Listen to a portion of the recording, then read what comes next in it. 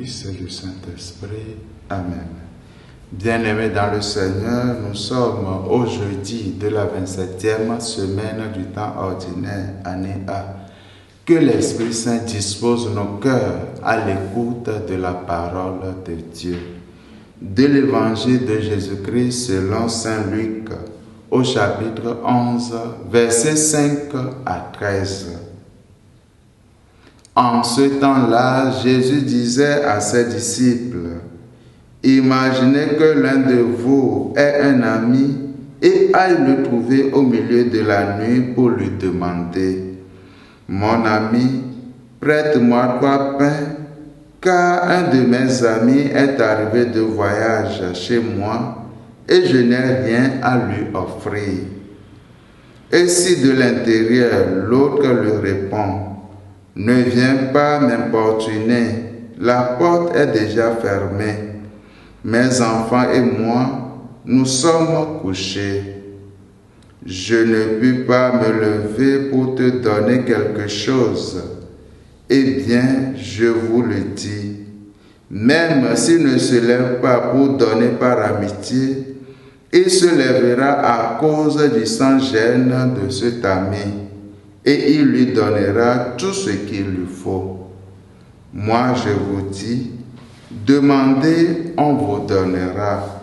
Cherchez, vous trouverez. Frappez, on vous ouvrira. En effet, quiconque demande reçoit, qui cherche trouve, à qui frappe, on ouvrira. Quel père parmi vous, quand son fils lui demande un poisson, lui donnera un serpent au lieu du poisson, ou lui donnera un scorpion quand il lui demande un œuf?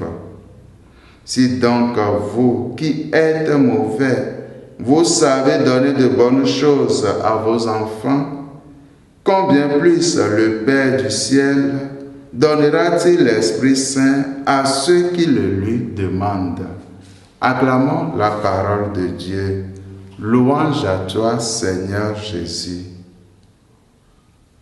Ce matin, dans l'Évangile, Jésus nous donne un enseignement sur la prière.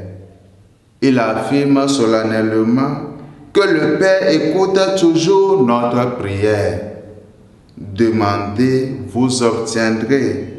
Cherchez, vous trouverez. Frappez, la porte vous sera ouverte. Nous pensons parfois que dans la pratique, ce n'est pas toujours ainsi. Jésus nous dit d'abord que nous devons prier sans jamais nous décourager.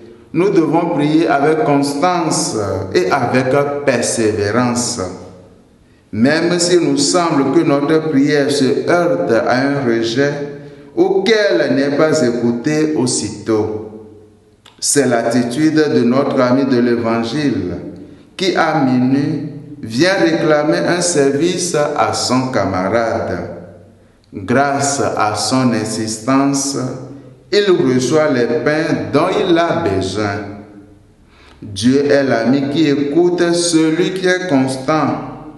Nous devons croire qu'il finira par nous donner ce que nous demandons, car en plus d'être un ami, il est aussi un Père pour nous.